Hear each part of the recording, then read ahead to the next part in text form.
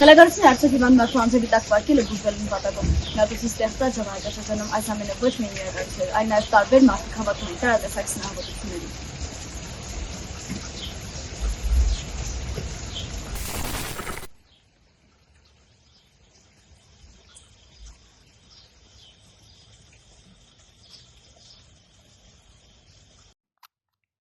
Նարդոսնի նովելներում բարձրացրել է տարատեսակ սնոտիա պաշտություններին հավատալու, կյանքի ցանկացած իրավիճակում գուշակներին գրբացներին դիմելու թեմաները, ցույց տալով, որ այս երևույթները կարող են հանգեցնել անձնական եւ ընտանեկան կյանքի կործանման։ Սաքուլն ուղտ գնաց նովելում Սաքուլը տառապելով ֆիզիկական հիվանդությամբ եւ չունենալով բժշկական օգնություն ստանալու միջոցներ հայտնվում է հուսահատ իրավիճակում։ Արմատացած սովորույթներից եւ սնահավատություններից դրդված նրա կինն ու մայրը որպես բուժման ելք առաջարկում են կրոնական ծեսը։ Կնոջ երազի միջոցով ստացված հայտնությամբ Սաքուլը պետք է ուխտի գնա։ Գրավ դնի ընտանիքի միակունեցվածքը տունը եւ գումարը ծախսի ոչ թե հիվանդանոցի, այլ մատաղի եւ ուխտի ծախսերի վրա։ 3 օր խոնավ գետնին անցկացնելու պահանջի անշեղ կատարումը նույնիսկ հորդանձրևի պայմաններում հանգեցնում է Սաքուլի առողջական վիճակի կտրուկ վատթարացման եւ մահվան, ընտանիքը թողնելով որբ եւ անօթևան։ Սնահավատությունների եւ կրոնական պատկերացումների խառնուրդի ավելի սուր դրսևորում է պատկերված ինչպես բժշկեցին նովելում, որտեղ նկարագրվում է հոգեկան հավասարակշռության խախտում։ Մարթա մանկուց դաստիարակվելով Աչուսի հրեշտակի եւ Ձախուսի սատանայի մասին կպչուն պատկերացումներով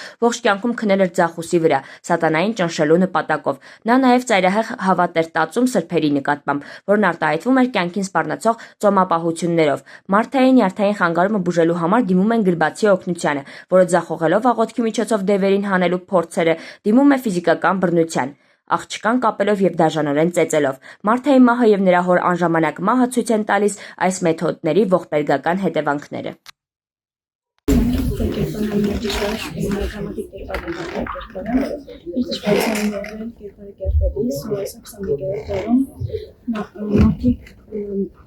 Սնահավատություններից արդյոք հետևում ու արդյոք այսօրվա մարդը լի չէ կառավարներով ու սնահավատություններով։ Մի բառ ասեմ կերպարի կապված իհարկե բարդ կերպարը, որովհետև ինքը հիմնականում այնպիսի մարդ է, նա աղջիկ է, որը ոչ թե ուղղակի խելագարվում է, ինքը ինչ դիվային բան է իր մեջ, այսինքն նման բան խաղալը շատ բարդ է։ Սկսենք այդտեղից, որովհետև հենց դեմի վրա մի փոքր ժամանակ չի խաղում, ու պետք է այդ վիճակից գաս մյուսին։ Ու դա իսկապես բարդ է, բայց լսելով, դատելով բոլոր դրական էմոցիաներից, խոսքերից, կարծում եմ ստացվել է առաջին ինձակներել այն ինչ որ ես արել եմ։ Դա կարևորում եմ, դրա համար լավ եմ անում, ինչ որ անում եմ, ու ես կարծում եմ այս գործերը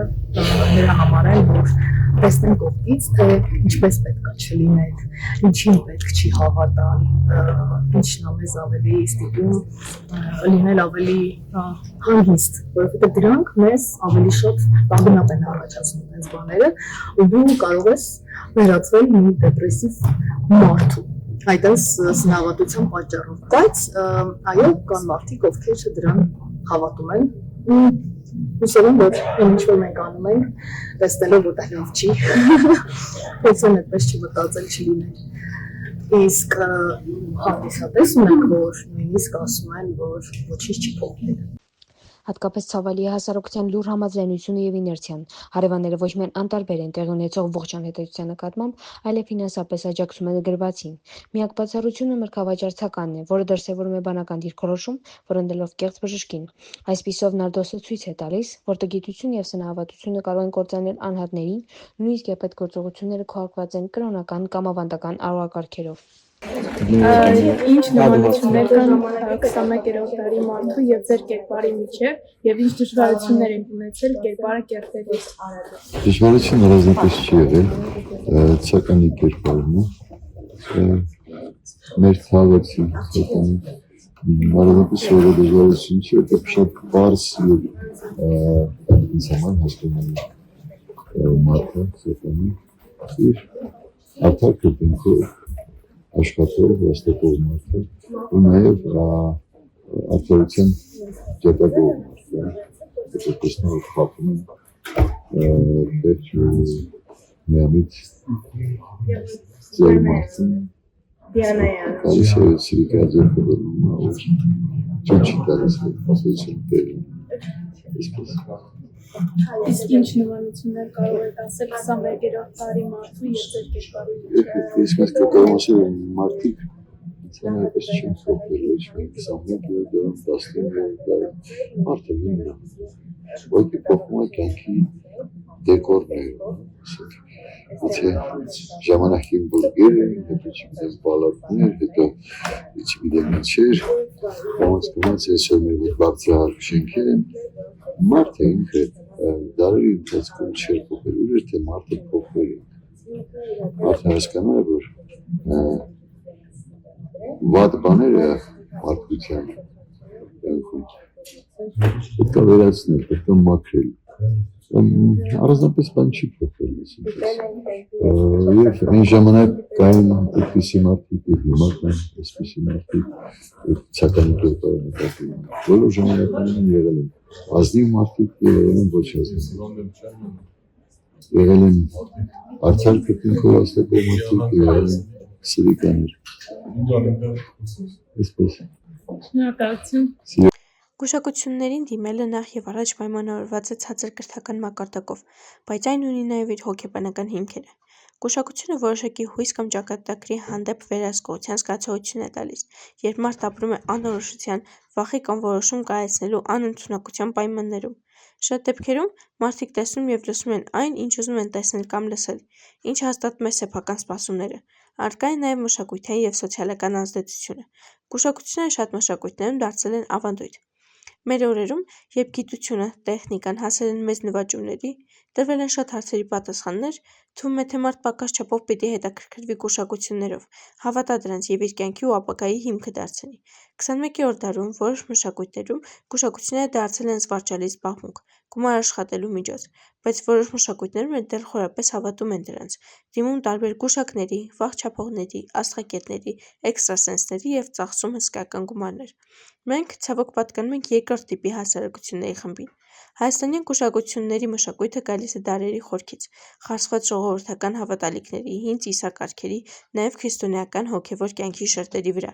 Բայց հայ առաքելական եկեղեցին գուշակությունը եւ կախարդանքը մերժում է, համարելով դրանք խեղաթուրված հավատքի դրսևորում, որոնք մարդուն հեռացնում են Աստծուց եւ մոտեցնում չար ուժերին։ Գուշակություններով զբաղվել են միջին տարիքի կանայք, երբեմն նաև տղամարդիկ, որոնք ունեցել են փորձ եւ հեղինակություն։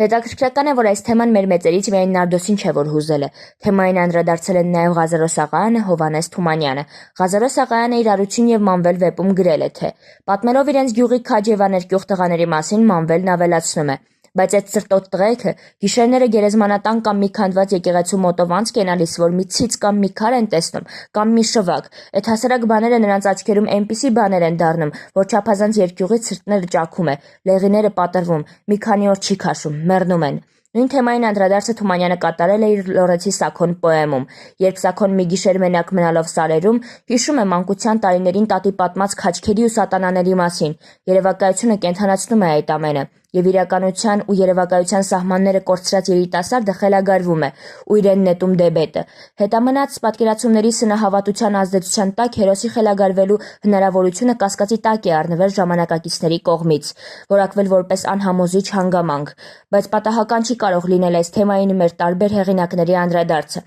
Դա ահազանգ էր տիրող ծանր իրավիճակի մասին, ինչի վկայությունները տալիս է ժամանակի մամուլը։ 1887 թվականին Տաշրացին Նոր դարում տպված իր լոռու եւ շրջակայքի ազգագրական նյութերին նվիրված ժողովրդական աղոթքներ ուսումնասիրության մեջ գրում է, թե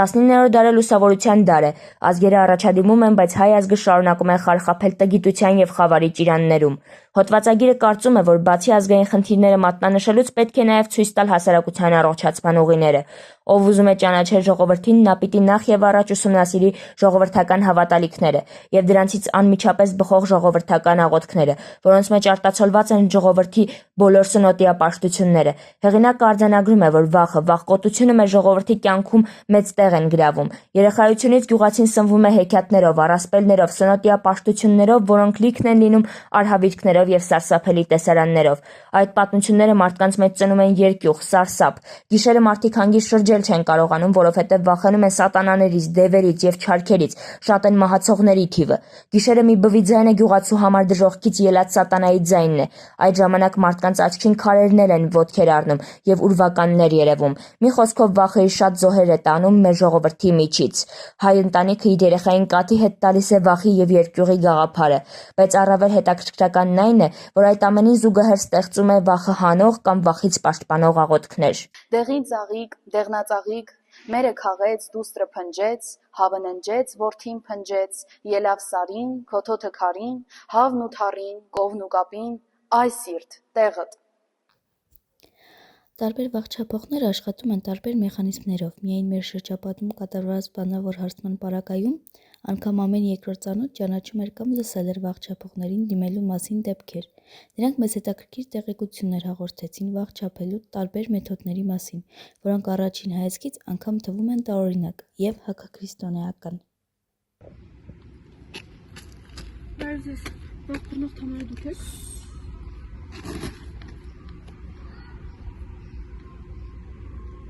Երեխաս վախեցել է հարևանուհին ծերաններ ասել։